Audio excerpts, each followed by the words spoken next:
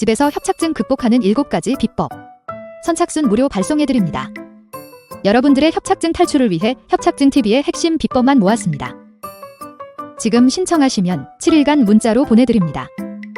댓글에 있는 링크나 아래 번호로 지금 바로 신청하세요. 안녕하세요. 협착증과 관절염TV의 손영훈 한의사입니다. 자, 오늘은 허리 협착증은 허리병이 아니다 라는 주제로 말씀을 드릴 텐데요. 지금 이 영상을 보시는 많은 허리 협착증 환자분들, 다들 허리를 열심히 치료하고 계시죠?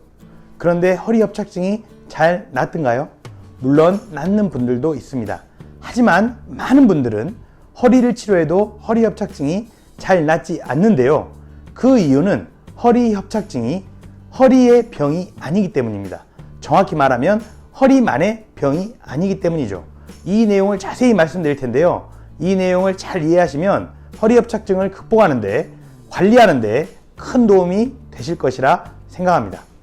자, 강의에 앞서서 잠깐 드릴 말씀이 있습니다. 바로 제가 만든 척추관절 건강기능식품입니다. 바로 관절바로인데요. 제가 척추관절 진료만 10년 동안 했어요. 그리고 한의사의 자부심을 가지고 만들어야 되기 때문에 정말 신경을 많이 썼어요. 여러 한약재를 넣어서 추출했는데요. 이 한약재를 추출하기가 만만치 않습니다. 특히 이 안에는 해동피라고 하는 약재가 들어있는데 나무의 껍질입니다. 이거를 몇 시간 끓인다고 해서 추출이 되지 않거든요. 그래서 120도에서 14시간 동안 끓인 거예요. 14시간 동안. 그렇게 끓여줄 공장을 찾는데 힘들었어요. 자, 14시간 동안 끓였기 때문에 색깔이 어떻겠습니까? 보시면 매우 진한 색깔인 걸 아실 수 있겠죠. 14시간 동안 끓였기 때문에 이렇게 약재들이 우려 나오는 겁니다.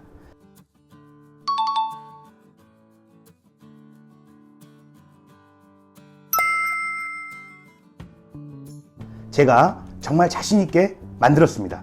자, 그러면 제가 한번 마셔보도록 하겠습니다. 강의에 앞서서 힘이 나네요. 자, 제가 허리 협착증 환자분들을 많이 진료를 했어요. 환자분들이 와서 이야기를 하세요. 허리 협착증인지 모르죠, 당연히. 허리가 아프거나 증상이 있어서 병원을 갔더니 뭐를 먼저 해요? MRI를 찍죠. MRI를 찍으니까 허리가 좁아져 있잖아요. 그래서 허리 협착증인 줄 알았다. 이런 이야기를 하세요. 많은 분들이 MRI를 통해서 허리가 협착됐다는 것을 파악합니다. 그리고 나서 주사 치료나 시술, 수술 여러 가지 치료를 하는데요. 이 치료에 공통점이 있어요. 이 치료는 어디다 해요? 다 허리에다 해요. MRI는 어디를 찍어요? 허리를 찍어요. 그런데 MRI 찍는데 얼마나 비쌉니까? 수술하는데 얼마나 비싸요? 수많은 돈을 써도 허리 협착증이 낫더라 안 낫더라? 안 낫더라. 또 낫는 것 같아도 금방 재발하는 경향이 있더라. 왜? 허리를 이렇게 치료하고 정확히 찍어보고 많은 돈을 들이는데도 허리 협착증은 극복되지 않는 것일까요? 일본에서 실험을 했습니다. 허리 협착증 환자분들 MRI를 찍었어요. 근데 3분의 2 이상 막힌 중증도 허리 협착증 환자분들이 있었어요. 상식적으로 생각해서 3분의 2 이상 허리가 막혀 있다면 허리 협착증 증상이 심하겠어요? 안 심하겠어요? 심해야죠. 그런데 놀랍게도 3분의 2 이상 막힌 중증도 허리 협착증의 환자 중 무려 82.5%가 8.2%도 아니고 100%에 가까운 82.5%가 무증상이라는 거예요. 무증상. 허리 협착증은 허리만 고려해서는 절대 치료할 수 없습니다. 허리 협착증은 허리만 고려해서는 완벽하게 해결될 수 없습니다. 자, 이런 연구들을 보면서 혼란에 빠졌어요. 저도 허리 협착증은 당연히 허리의 병이고 허리가 협착되어서 발생하는 거기 때문에 협착된 허리를 치료해야만 나을 수 있다. 협착된 허리를 치료해야 한다. 이렇게 생각을 했단 말이에요. 그런데 일본의 이런 연구들을 보고 여러 자료들을 보면서 혼란에 빠졌어요. 또 낫지 않는 환자분들을 보면서 허리 협착증을 도대체 어떻게 이해해야 되지? 이런 생각을 하게 됐습니다.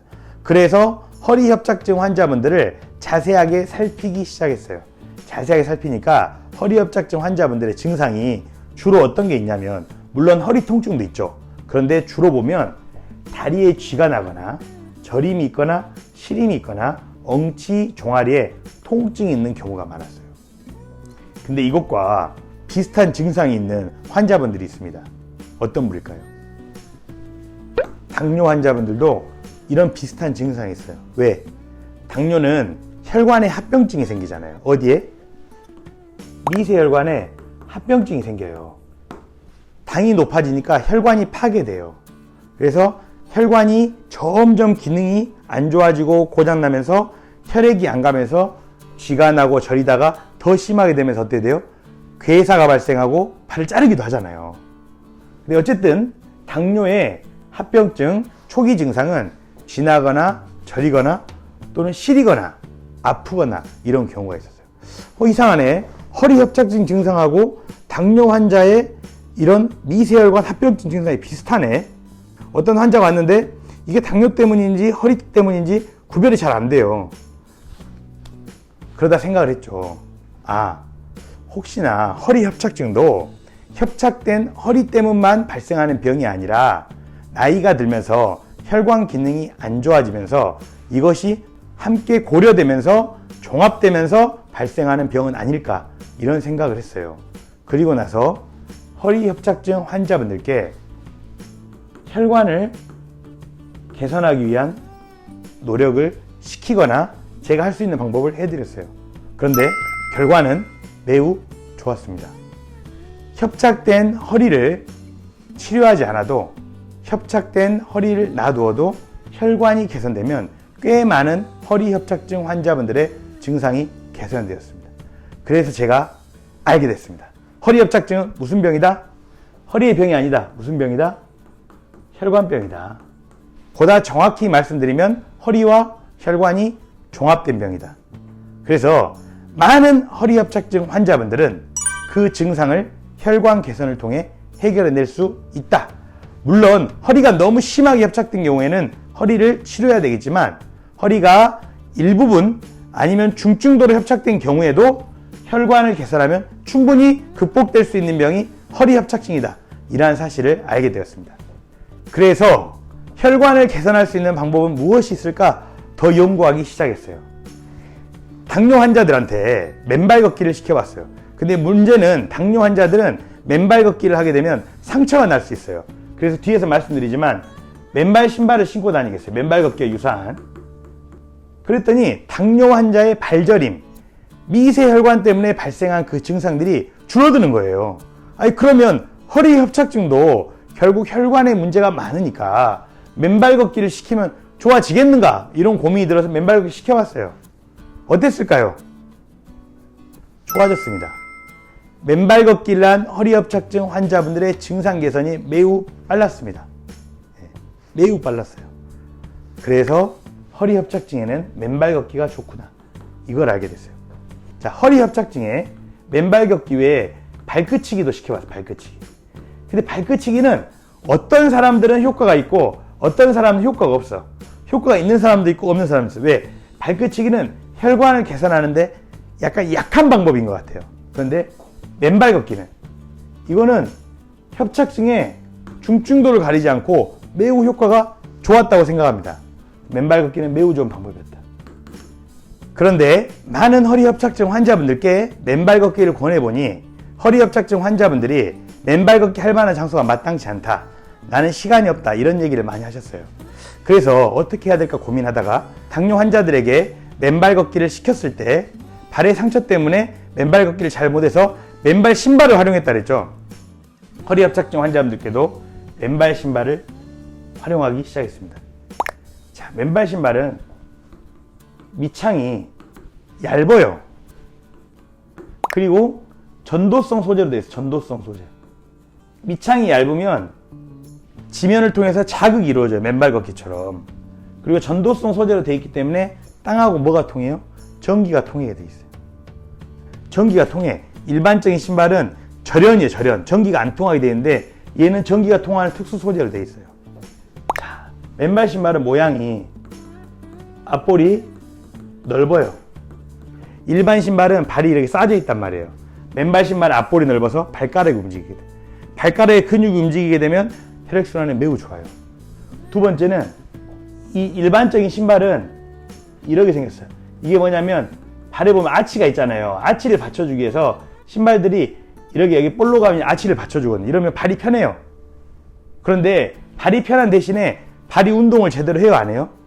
발이 편하게 이렇게 걷는 거예요. 근데 맨발로 걸어보면 어떻게 돼요? 맨발이니까 펴졌다 수축됐다. 발바닥의 근막이 펴졌다 수축됐다 해요. 그래서 신발은 맨발 걷기는 이렇게 아치가 있는 게 아니라 평평하단 말이에요. 그래서 이 맨발 신발도 평평하게 만들었죠. 이거를 제로 드랍이라 그래. 제로 드랍. 어쨌든 평평하게 만들었다. 이걸 통해서 뭐예요? 발의 근육이 활성화되고 강화되도록 만드는 거예요. 그래서 맨발 신발을 허리 협착증 환자분들께 권유하고 신기 시작했어요. 그런데 꽤 많은 도움이 됐습니다. 두 번째, 혈관을 개선하기 위해서 또 어떤 노력을 했냐? 한의학의 여러 약재들을 보니까 혈관을 개선하는데 매우 좋은 약재가 해동피. 해동피, 엄나무의 껍질이죠. 근데 이 껍질을 사람들한테 차로 끓여 드세요. 그러니까 끓여 먹기 어려워해. 한약으로 끓여보려고 해도 잘 추출이 안 돼. 그래서 건강 있는 식품을 만들어 봤어요. 고온 고압에서 14시간 동안 끓여봤어요. 해동피가 새카맣게 추출되는 거예요. 그리고 이것이 혈관에 매우 좋겠다 이런 생각이 들었어요.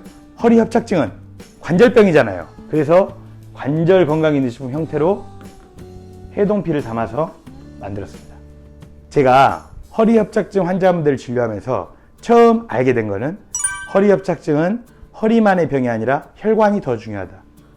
혈관을 개선하기 위해서는 발끝치기 맨발 걷기 되는데 맨발 걷기가 훨씬 좋다.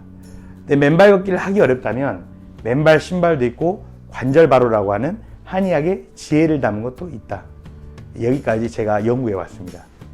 자, 여러분, 제 이야기가 공감이 되시나요? 많은 환자분들께서 그런 얘기 하세요. 병원에 가면 허리만 보는데 자기는 아무리 생각해도 이건 허리병이라기보다는 다리도 약간 저려오는데 손도 저려오고 머리는 띵하고 점점 몸의 혈관이 안 좋아지는 것 같다 이거예요. 네, 전신적으로. 또 자기도 어느 날은 잠을 잘 자고 일어났는데 괜찮더라는 거예요. 왜 허리병이면 잠을 잘 자고 일어났다 허리가 좋아지지 않잖아요. 네, 결국 혈액순환이 강하게 영향을 미치고 있는 병이 허리협착증이다. 이런 생각을 어렴풋이 하세요. 다들 정리는 안 돼 있지만. 제가 많은 환자분들과 사례 또 이런 경험들을 통해 보니까 허리협착증은 혈액순환과 매우 큰 관련이 있습니다. 혈액순환을 개선시키면 허리협착증 증상은 줄어들게 돼 있어요.